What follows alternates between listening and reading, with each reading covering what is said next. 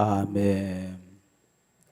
오늘 설교 제목을 하나님께서 찾아오시는 축복받은 인생이다 이렇게 정해 보았습니다. 따라하십시다. 하나님께서 찾아오시는 축복받은 인생이 됩시다.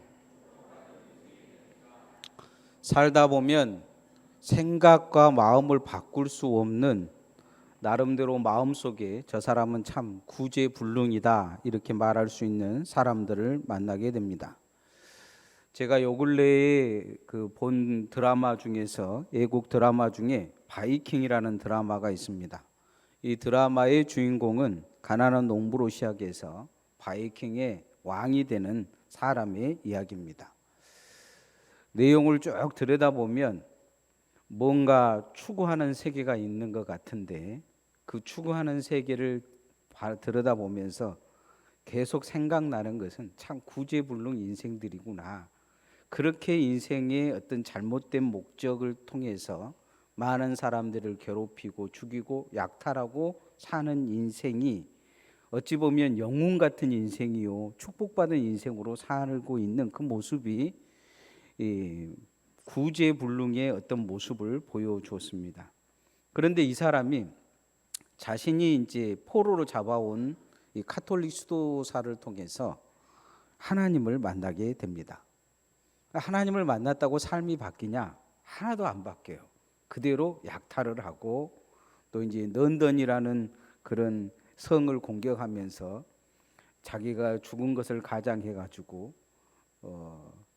기독교식으로 장례식을 치르고 싶다 해가지고 그곳에 이 성당에 들어가서 신부도 죽이고 왕도 협박하고 그래서 이 런던이라는 도시를 또 약탈을 합니다.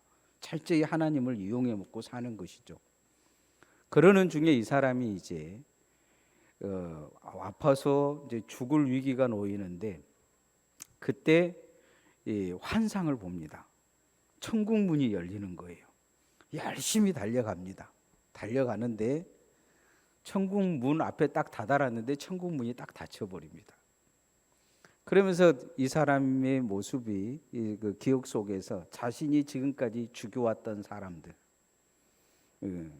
말씀에 잘못됐던 모든 것을 이렇게 보여주는 그런 내용이 나옵니다.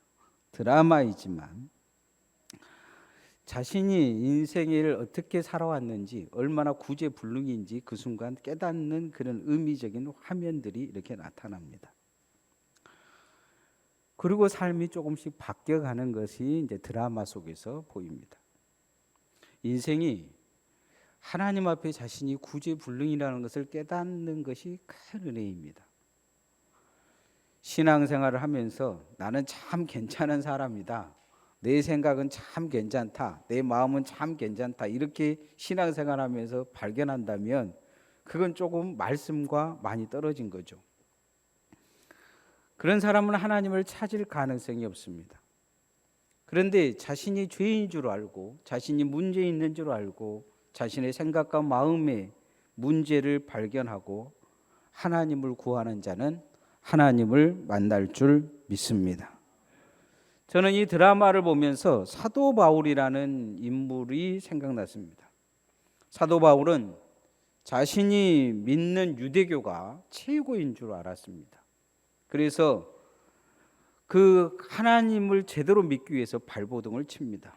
발버둥 친 결과 예수 믿는 사람들을 잡아 죽이려고 돌아다닙니다.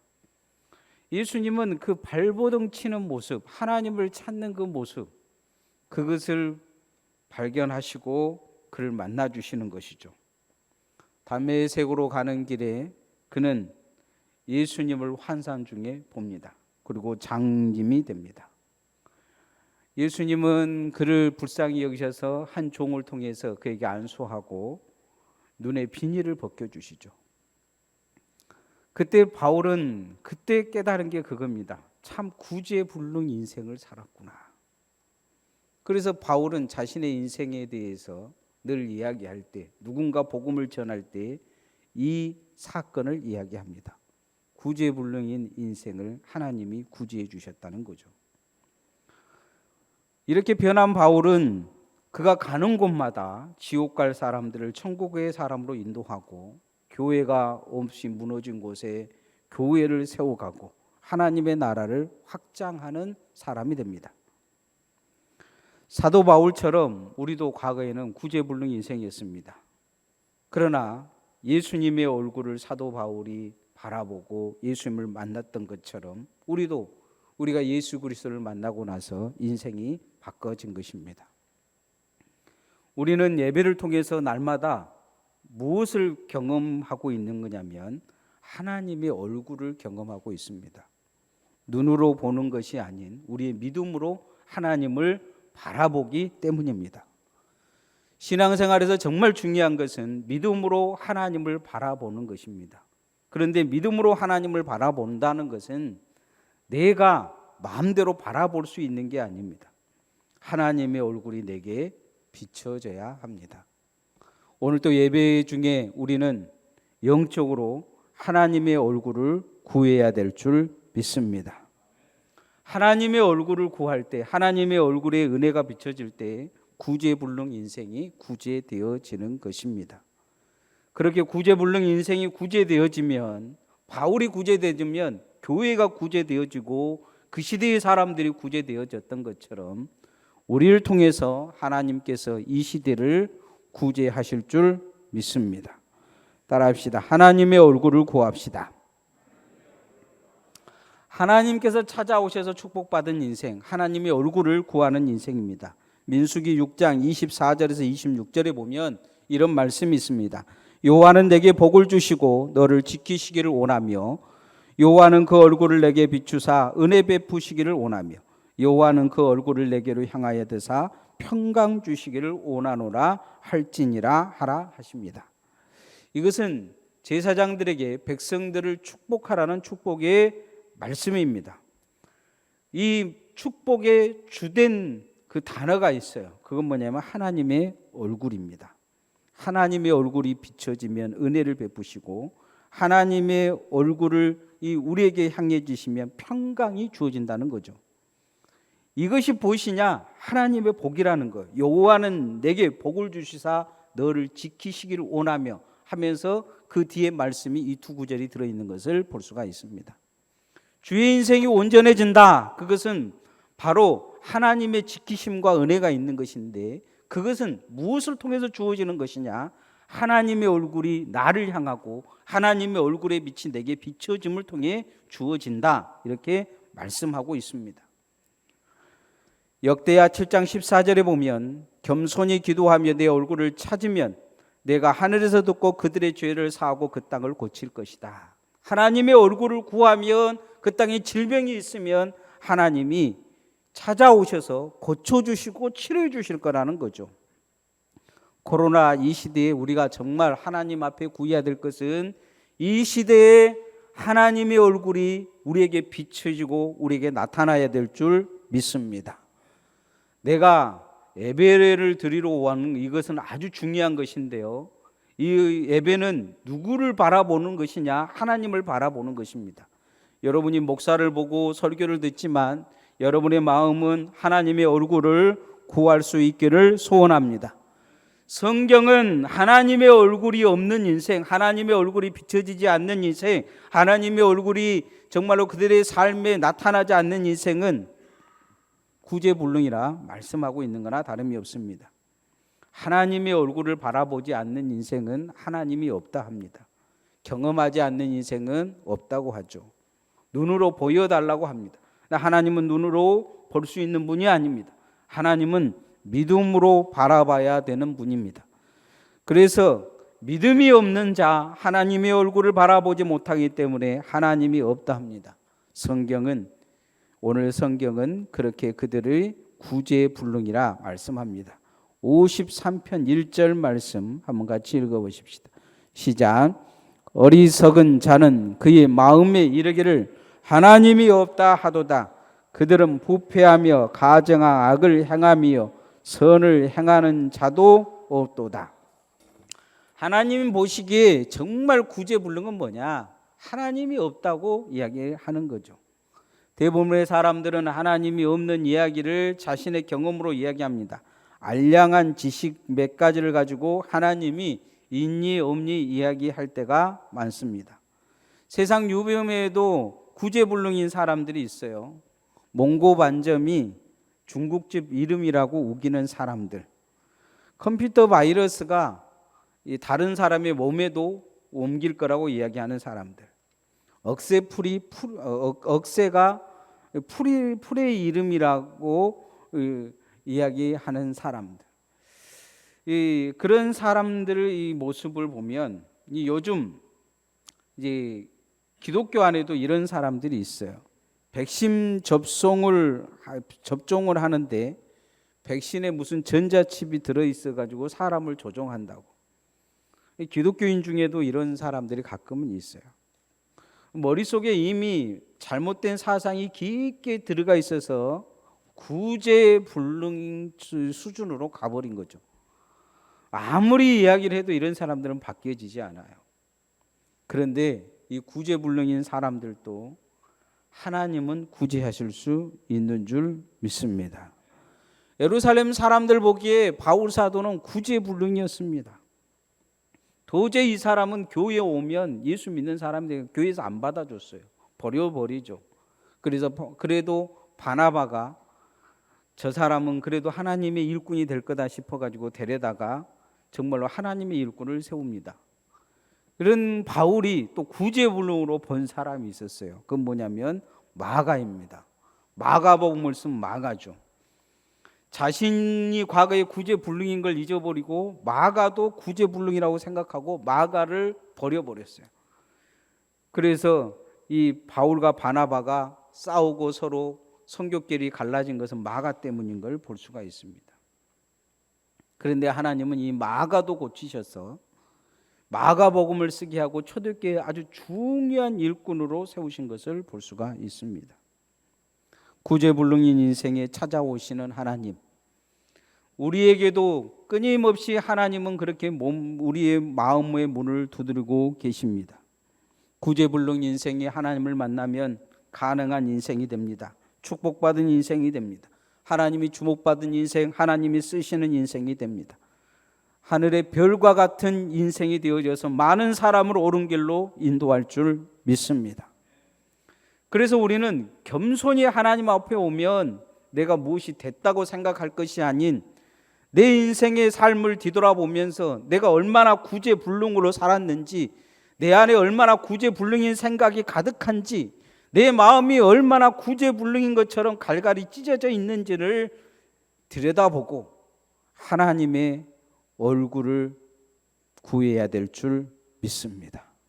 그러면 하나님의 치료의 강선이 내게 비춰져서 내 마음을 치료하여 주시고 하나님을 온전히 바라볼 수 있도록 또 하나님을 섬길 수 있도록 우리를 축복해 주실 줄 믿습니다.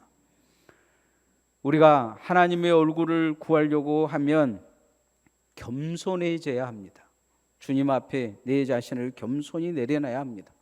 바울 사도는 늘 하나님의 앞에 오면 자기가 됐다 하는 생각을 가진 것이 아니고 나는 죄인 중에 괴수다, 나는 벌레 같은 존재다, 자기 자신을 철저히 내려놓는 모습을 그의 서신서에서 보여주고 있습니다.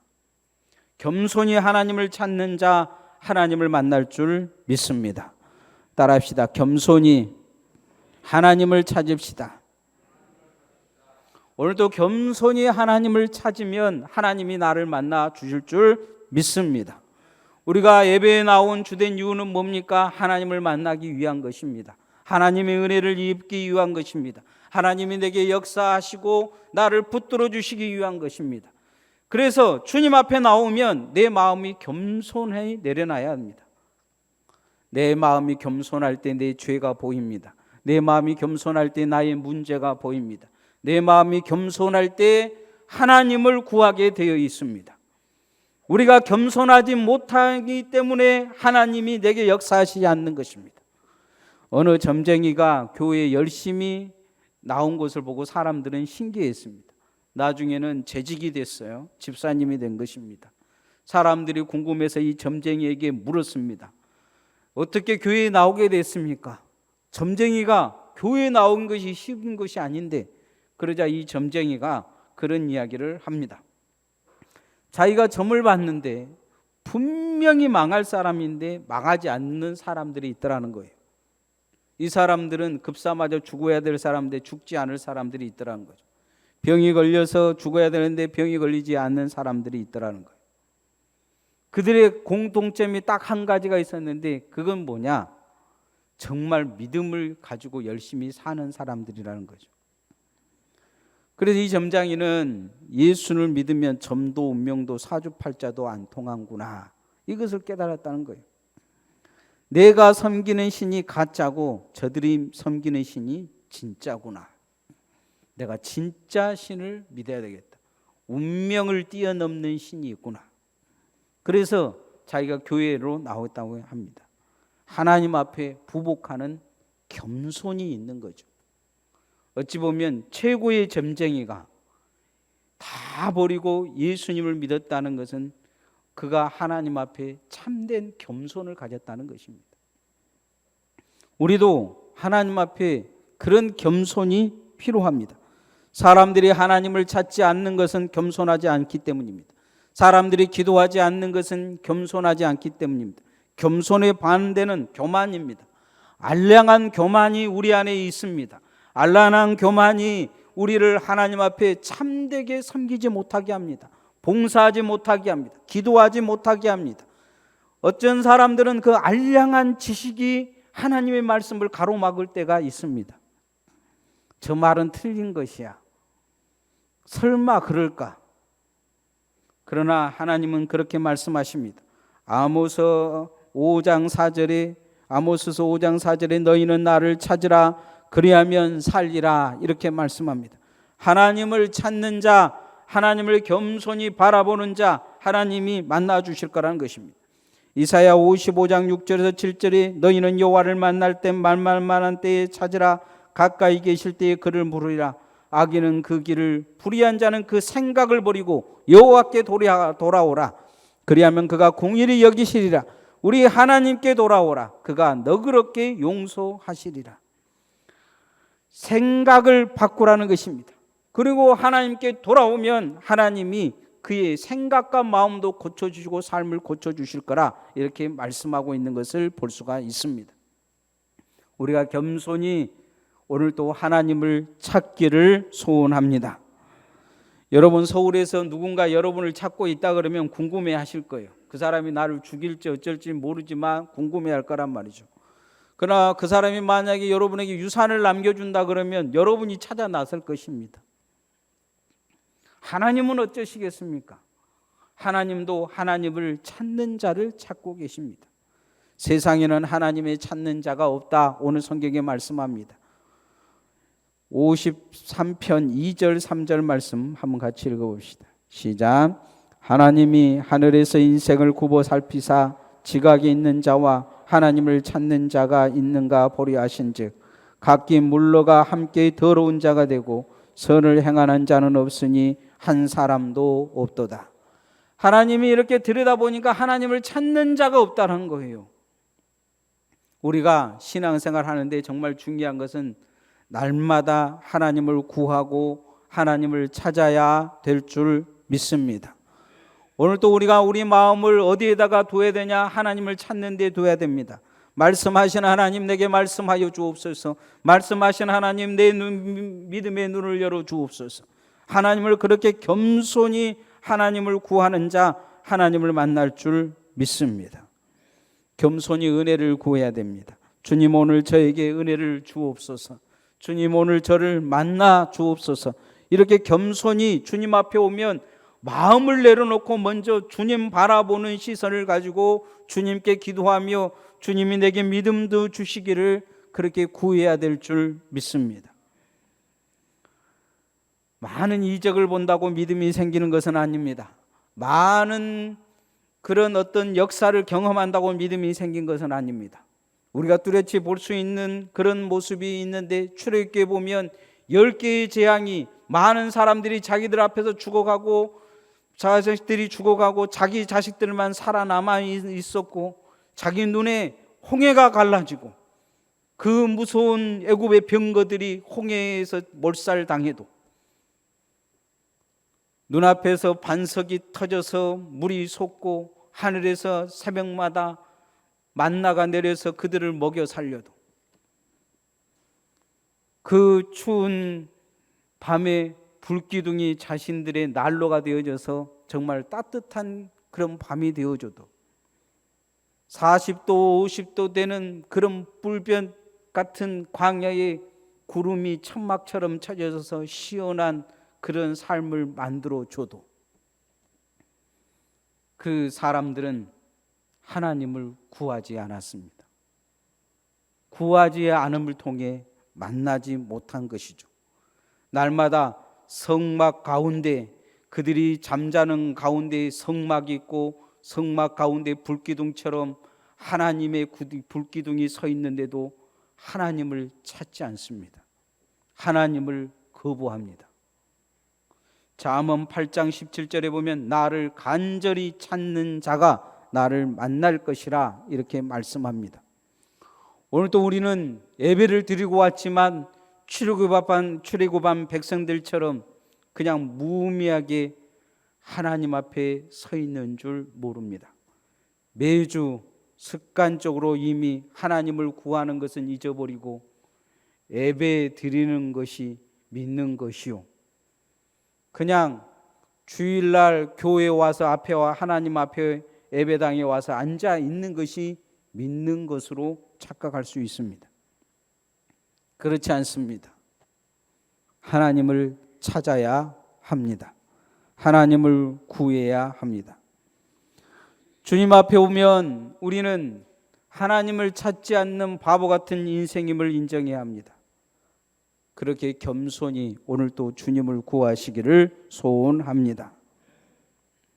하나님 앞에 하나님을 찾기 위해서 우리가 하나님 앞에 정말로 구해야 될 것은 마지막으로 하나님께 나아가는 은혜를 주셔야 합니다. 아무도 하나님 앞에 쉽게 나아갈 수가 없습니다. 하나님이 은혜 주셔야 하나님을 만날 수 있습니다. 하나님이 은혜의 길을 열어주셔야 하나님을 온전히 따를 수도 있습니다.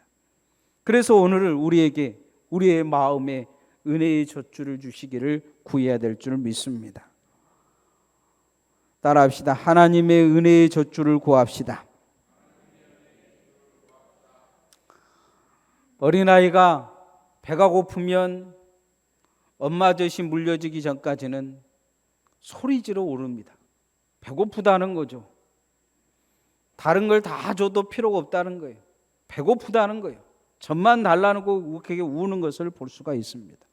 엄마 젖을 물려주면 어린아이는 그렇게 금방 언제 그랬냐는 듯이 그냥 평온함을 찾습니다. 시편 기자는 사슴이 시냇물을 찾듯이 내가 하나님을 그렇게 갈망한다 이렇게 고백하는 시편이 있습니다. 오늘 우리가 그렇게 하나님의 은혜를 구해야 될 줄 믿습니다. 어떤 목사님이 남의 땅에 천막교회를 지었습니다. 개척을 한 것이죠. 그렇게 해서 이제 교회가 조금 몇 명 생겼는데 갑자기 그 땅 주인이 땅을 그냥 빌려줬는데 다른 사람에게 팔아버리고 다른 데로 이사를 가버린 거예요. 새로 땅을 산 주인이 거기다 건물 짓겠다고 천막교회를 부수라고 합니다. 가만히 집에 와서 기도하고 그러는데 신문이 하나 이렇게 보인 거예요. 거기 신문에 보니까 뭐 이런저런 내용이 나와 있는데 복권을 사면 대박을 터뜨린 사람 이야기도 나오고 그 밑에 보니까 복권 사가지고 막 인생이 바뀐 사람들이 있는 거예요. 1등은 뭐 매덕, 2등은 뭐 차, 3등은 뭐 이렇게 쭉 나온 거죠. 그래서 천막교회에서 기도하고 있는 자기 장모님한테 그것을 보여주면서 하나님이 우리를 버리겠느냐, 이 복권을 사자 해가지고 기도하는 장모님 꼬셔가지고 복권을 사러 간 거예요. 돈이 어딨냐 그러면서 서로 그러다가 장모님이 꼼지라고 하면서 이렇게 감춰놓은 돈을 가지고 가서 복권을 이 사위 목사하고 장모하고 샀어요. 사가지고 와서 열심히 기도를 했습니다. 여러분, 이 복권이 당첨됐겠습니까? 그 5등이 빨래비누였는데 이 목사님하고 이 장모님은 빨래비누도 못 탔다고 합니다. 그럼 망했겠습니까? 이 목사님과 장모님은 그 자신들의 모습이 너무 초라한 거예요. 세상에 꽤 넘어간 느낌이 들어서 둘 다 이 천막교회에서 엉엉 울면서 회개하고 하나님 앞에 겸손히 은혜를 구했다고 합니다. 하나님의 은혜가 필요한 것이 세상의 돈이 필요한 것이 아니라는 것을 알게 된 거죠. 그리고 기도의 삶을 살았습니다. 이전보다도 더 간절함이 그들에게 있었던 거죠. 어린아이가 엄마 젖을 구한 것처럼 하나님의 은혜가 그들에게 지금 임해야 될 상황이 된 거예요. 간절히 하나님 앞에 목숨 걸고 기도해야 될 상황이 된 거죠. 그들의 입에서 복권 달라는 기도보다는 하나님의 은혜를 달라는 기도가 나오기 시작한 거예요. 갑절의 은혜가 그 교회에 임하기 시작했습니다. 시간이 지나니까 세계에서 제일 큰 교회가 된 거예요. 여의도 순복음교회 이야기입니다. 여러분, 이 목사님이 빨래비누라도 당첨이 됐다면 아마 가능성이 있다고 하면서 복권에 빠져서 복권 목사가 됐을지 모릅니다. 번전이라도 벌었으면 인생의 생각이 바뀌었을 거예요. 하나님은 우리에게 있어서 가장 중요한 것이 무엇인지를 정확히 성경에서 말씀하고 있습니다. 성경에 돈을 구하라, 이렇게 돈을 많이 하나님 앞에 달라고 기도하라 이런 내용은 하나도 없습니다. 세상에 잘되게 해달라고 기도하라는 기도 내용도 없습니다. 하나님의 은혜를 구하라고 말씀하고 있습니다. 은혜의 젖줄이 우리에게 흘러야 될 줄 믿습니다. 성경은 이렇게 하나님의 은혜의 젖줄을 잡지 못한 자를 바보라고 이야기를 합니다. 기도하지 않는 자, 하나님의 은혜를 모르는 자입니다. 하나님의 은혜의 능력을 모르는 자입니다. 기도하지 않는 것이 바보 같다. 오늘 성경에 말씀합니다. 53편 4절 말씀 한번 같이 읽어봅시다. 시작. 죄악을 행하는 자들은 무지하냐. 그들이 떡 먹듯이 내 백성을 먹으면서 하나님을 부르지 아니하는도다. 세상 사람들은 보기에는 교회 와서 기도하는 사람이 바보 같습니다. 저는 바보같이 날마다 기도한다고 떡이 나오냐 밥이 나오냐. 그런데 하나님 보시기에 바보 같은 인생은 기도하지 않는 인생이요, 기도하지 않는 인생은 구제불능 인생이다, 이렇게 말씀합니다. 기도는 우리를 구제불능 인생에서 구제하는 길입니다. 야고보서 기자는 그렇게 이야기합니다. 엘리야도 우리와 똑같은 사람인데 딱 다른 것이 한 가지 있다. 그건 뭐냐? 엘리야는 그 시대에 다른 사람들과 같이 그렇게 탄식하고 그런 사람이 아니다. 엘리야는 심령이 똑같은 우리와 같은 존재인데 그는 기도하는 사람이었다. 엘리야가 딱 다른 것은 기도하는 사람이었다는 거예요.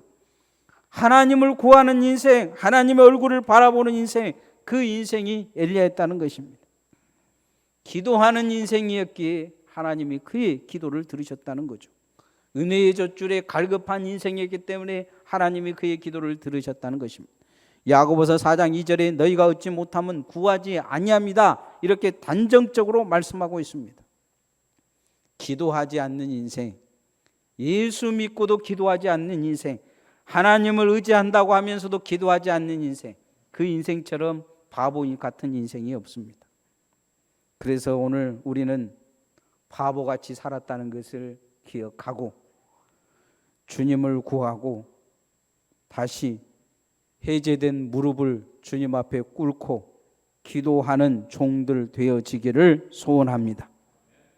그러면 하나님이 그 인생에 찾아와 주셔서 고쳐주시고 변화주시고 축복해 주실 줄 믿습니다. 이 말씀의 결론을 맺으면 하나님께서 찾으시는 인생이 있습니다. 찾아오셔서 축복하시는 인생이 있습니다. 그 인생은 어떤 인생이냐? 하나님의 얼굴을 구하는 것입니다. 예배라는 것은 하나님을 높여드리는 의미도 있지만 예배는 하나님의 얼굴을 구하는 인생입니다. 그래서 하나님은 이스라엘 백성들에게 1년에 3번 얼굴을 반드시 성전에서 비치라 요구하십니다.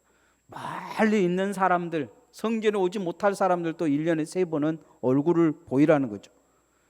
그 얼굴을 보이란 이유는 다른 이유가 없습니다. 하나님의 얼굴을, 그 얼굴을 향해서 바라보라는 의미입니다. 날마다 우리가 주일날 오면 하나님의 얼굴을 구해야 됩니다. 하나님의 얼굴에 은혜를 비춰야 됩니다. 여러분, 우리가 교회로 모여서 예배드리고 이 예배의 의미를 갖는 이유는 다른 의미가 있는 게 아닙니다.